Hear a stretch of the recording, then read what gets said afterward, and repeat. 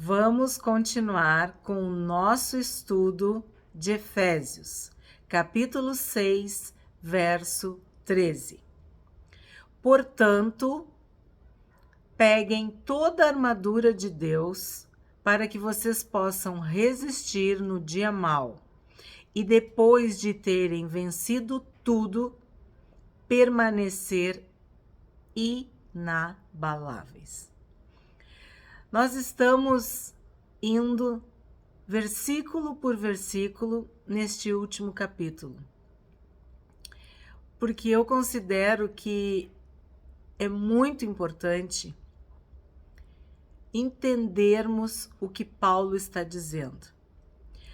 Desde o primeiro vídeo, eu insisto que vocês leiam as referências. Eu tenho pedido que vocês façam o favor, a gentileza de conferir os textos, ler a Bíblia. O objetivo número 1 é que vocês leiam a palavra de Deus, que o Espírito Santo se revele a cada um de vocês no íntimo, no particular, durante a leitura dos textos bíblicos. E nesse final de livro, em final de capítulo, o final da carta de Paulo, ele está derramando um óleo precioso sobre as nossas vidas.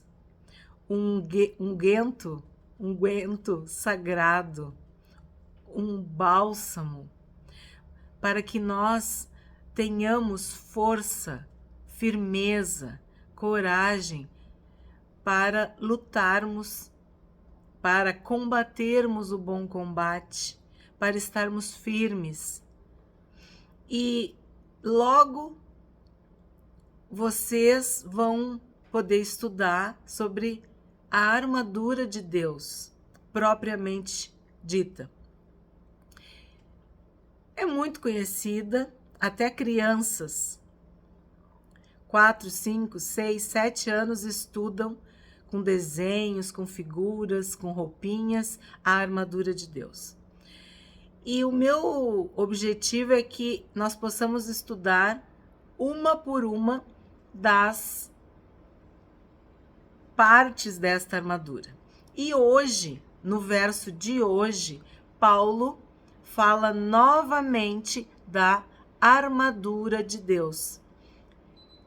Ele quer exatamente enfatizar a importância de nós nos vestirmos, nos revestirmos, tomarmos, pegarmos esta armadura. A maioria das pessoas já sabem, né, que essa armadura é inspirada, baseada na roupa que os soldados romanos usavam. Então, hoje eu vou fazer apenas uma introdução. E a partir do vídeo de amanhã, nós vamos ver um por um dos itens. Então, peguem toda a armadura de Deus para que vocês possam resistir no dia mau. Então, vamos ver de uma forma resumida a armadura de Deus, que é o cinto da verdade. Então, algo que te envolve por trás e por diante, a verdade. A couraça da justiça, que protege os teus órgãos vitais e protege a tua retaguarda.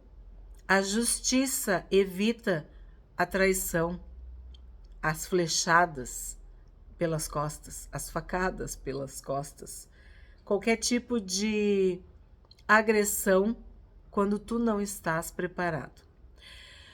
Calçados da paz. É interessante frisar que esse calçado não é como nós usamos, que vai até o tornozelo, ali o calcanhar. Não.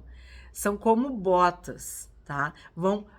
Alguns mostram como o joelho ou abaixo do joelho, que são os calçados da paz, para proteger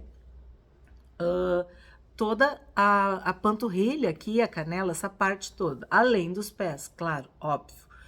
O escudo da fé, embraçando, segurando o escudo da fé com uma mão, o capacete da salvação, óbvio, na cabeça, e com a outra mão a espada do Espírito. E aí algumas pessoas dizem assim, mas eu não entendo, essa armadura tem 6. Não. Depois Paulo fala da oração e da súplica. Já tem vídeo no canal sobre oração e sobre súplica. Então eu interpreto que é os joelhos. Como que tu te mantém de pé, em pé, se tu tiver com os teus joelhos dobrados? Então, vamos dizer assim, o outro item espiritual desta batalha é os joelhos. Porque a gente viu, uma coisa é uma oração, outra coisa é uma oração e súplica. É muito difícil tu suplicar sem tu estar de joelhos. Tu clamar, tu implorar sem estar de joelhos. Então eu entendo que no finalzinho, quando ele fala da oração e da súplica, são os nossos joelhos. Pois bem, essa é uma introdução. Nos próximos vídeos, em nome de Jesus, nós vamos ver um por um desses itens. Aí por que eu tenho que pegar essa armadura? Por quê? Nós já vimos nos vídeos anteriores que somos soldados e que um soldado não se envolve com coisas banais, triviais. Não. O soldado tem uma missão, ele está numa guerra, numa luta, numa batalha. Ele não baixa a guarda. Então, o que Paulo está dizendo? Portanto, vistam-se, revistam-se, peguem, tomem, depende da tradução, a armadura de Deus, para que vocês possam resistir no dia mau. Resistir o quê? Resistir a quem? Ao inimigo. Resistir aos ataques. Nós vimos já. Quem está acompanhando está entendendo tudo. Se tu não está, eu te sugiro fortemente, assiste os vídeos anteriores para tu entender bem direitinho o que eu estou falando. Então, tu vai resistir a quem? Ao inimigo. Resistir aos ataques, às armadilhas, às ciladas. Mas tu tem que pegar a armadura de Deus, a armadura divina. Então, sujeitai-vos, pois, a Deus e resistir ao diabo, e ele fugirá de vós. É disso que nós estamos falando. Essa resistência é resistir contra as investidas, as artimanhas, as ciladas. Como que a gente resiste? Também já vimos. Firmes na fé.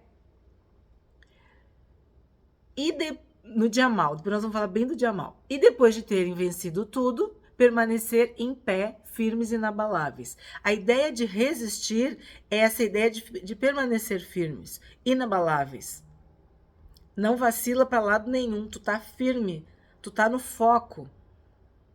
Tu sabe o que tu tá fazendo, tu sabe que tu tá numa guerra espiritual, numa luta espiritual, numa batalha espiritual. Pois bem, que dia mau é esse? A Bíblia fala muito sobre os últimos dias, dias difíceis, dias maus, dia mau. A gente viu no Sermão do Monte que basta cada dia o seu mal. Vimos que o dia do Senhor será um dia que vai pegar muita gente desprevenido. Também sabemos que devemos viver uma vida com sabedoria e contar os nossos dias, quer dizer, viver cada dia na vontade de Deus, dependendo de Deus. Também sabemos que existe dias de angústia, de vergonha, dias muito difíceis para cada um de nós, que cada um sabe. Eu já vivi um dia mau, eu já vivi um dia difícil, eu já vivi um dia de muita angústia. Mas Paulo está falando do dia mau, aquele dia em que as trevas vão vir com tudo para cima de ti, ou para cima da tua família, ou da tua igreja, em que o ataque vai ser feroz. E se tu não estiver protegido pela armadura de Deus, tu pode sim sucumbir, ser ferido, fraquejar. Por isso, todos os dias precisamos dessa armadura. Todos os dias. E aí eu quero contar para vocês que existem personagens na Bíblia que tiveram dias muito difíceis. Só que, claro, se eu fosse falar de todos os personagens que tiveram dias difíceis ou dias maus na Bíblia, esse vídeo ia, sei lá, ia dar 1 hora e meia, 2 horas, não sei. De tantos personagens, tantos irmãos e irmãs em Cristo que tiveram dias maus. Mas eu destaquei 3. E eu não falei de Davi, tá? Eu destaquei Daniel, Josué e Gideão. Então, Josué, a maioria de vocês sabem que ele substituiu Moisés. Ele foi o sucessor de Moisés. E é muito interessante no texto de Josué que o próprio Deus fala com ele e diz: "Sê corajoso, sê corajoso, fica firme, não tenha medo, guarda a palavra, medita dia e noite, não te desvia nem para a direita nem para a esquerda, fica firme." O próprio Deus fortalece Josué. E no início, quando tu fores ler na referência, tu vai ver que o próprio Deus diz: "Meu servo Moisés é morto."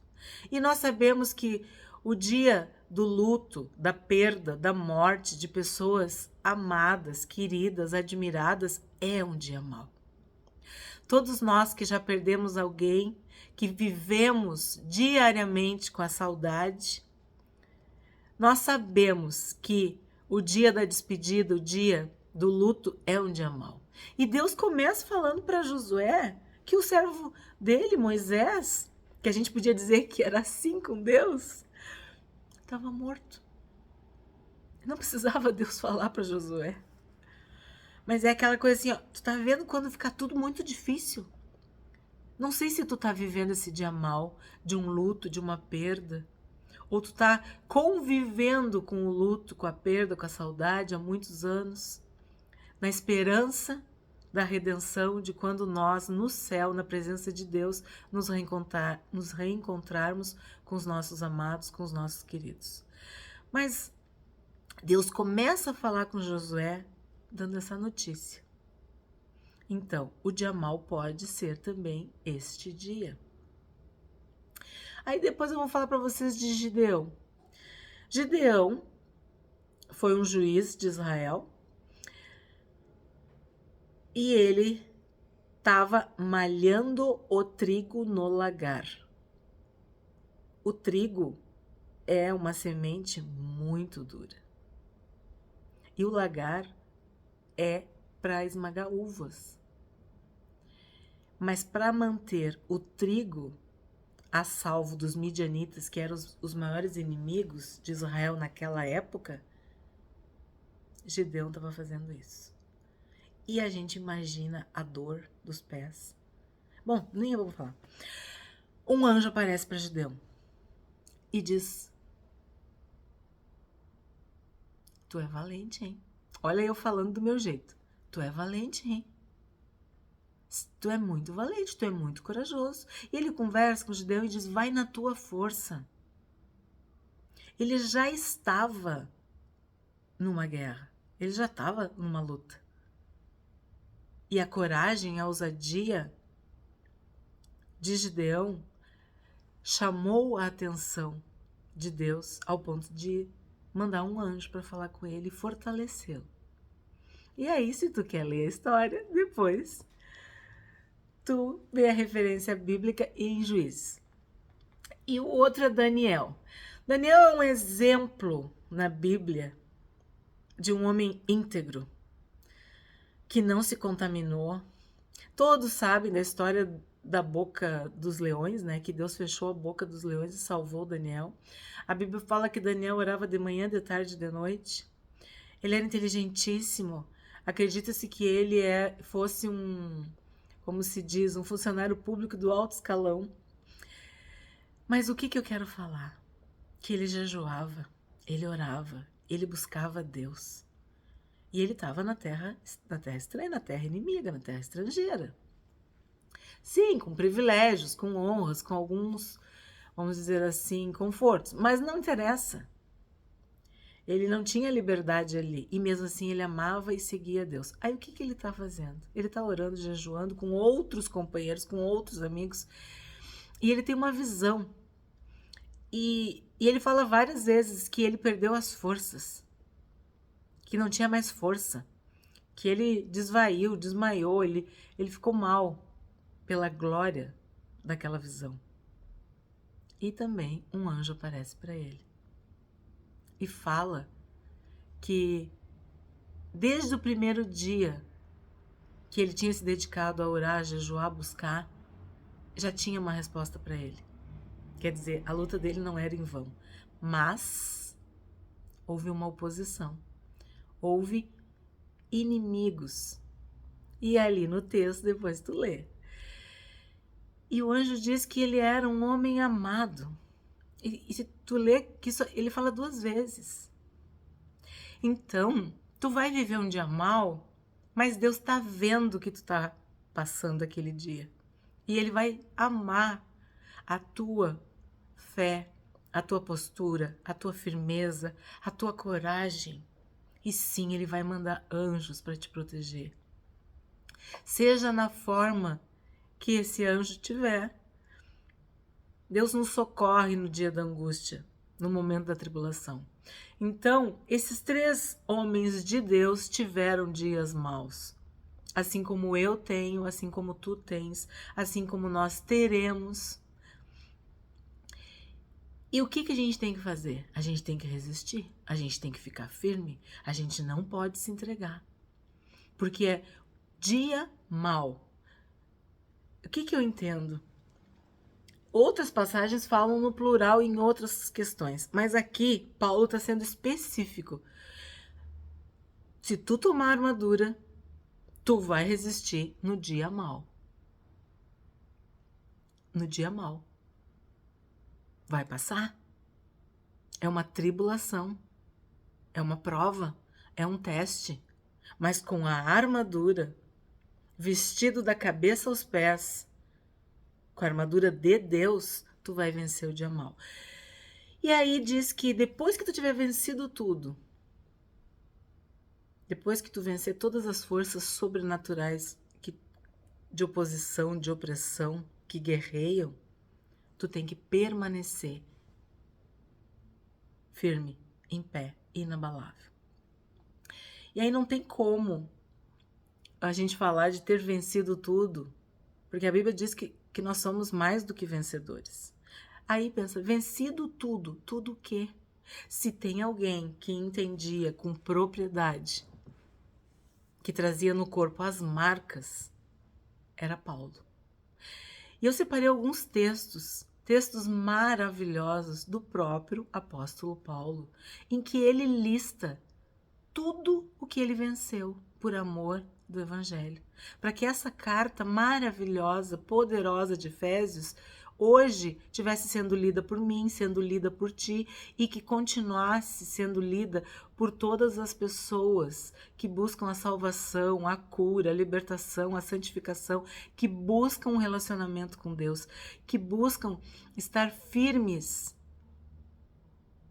inabaláveis, em pé, nessa luta diária que nós temos.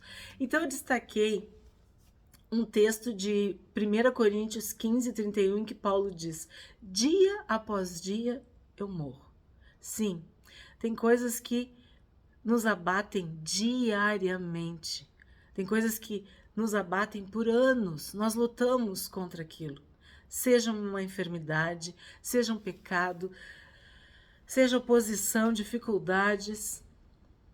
Cada um tem a sua luta, cada um tem a sua cruz para carregar, dia após dia. Paulo diz que por amor de Deus, por amor de Jesus, nós somos entregues à morte todos os dias. Sim, estamos sendo observados, sendo vigiados.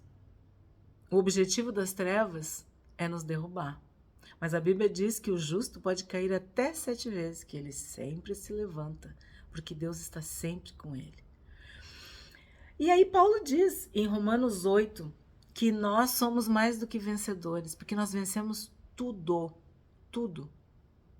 E aí ele cita a tribulação, a angústia, a perseguição, fome, nudez, perigo, espada, morte, a vida. Às vezes são as tentações da vida, é a prosperidade da vida. São riquezas, são confortos que te acomodam e te tornam egoístas. Pessoas vazias. Às vezes isso também, tu tem que vencer isso também, porque a gente pensa sempre que é o lado negativo. Não, às vezes excesso de bênçãos, a pessoa fica inchada de tantas bênçãos. Também tem na palavra, tinha muito pão, tinha muito vinho, os celeiros estavam cheios, isso também pode te atrapalhar, tu tem que vencer isso também. Aí ele fala as coisas do presente, quer dizer, do dia a dia, mas também do futuro, do porvir, o que vai acontecer que a gente nem sabe. Estamos aqui falando, mas eu não sei o que vai acontecer daqui 5 minutos, 50 minutos, 5 dias, 50 dias, não sei. A nossa vida está escondida em Cristo. Nós não sabemos o que tem pela frente. Nós só sabemos quem está conosco. Aí ele fala sobre os poderes, os principados, as potestades, a altura, a profundidade, qualquer outra criatura. Sim, às vezes pessoas muito amadas e muito próximas irão nos trair, nos entristecer, nos afligir. Olha Judas.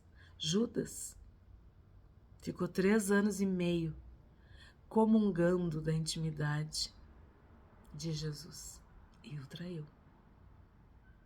Por moedas, 30 moedas. Paulo fala que ele aprendeu a viver contente em toda circunstância, que ele sabia ser humilhado e honrado, sabia experimentar a escassez e a fartura, viu? A fartura também, a honra também. Nós também temos que vigiar a respeito disso. E tem aquele texto que eu já citei, eu não sei quantas vezes, o tesouro no vaso de barro. E na sequência desse texto, Paulo fala que somos atribulados, perplexos, perseguidos, abatidos, que vivemos uma leve, momentânea tribulação. Enfim, tudo isso nós temos que vencer em Cristo. Esse é o nosso desafio.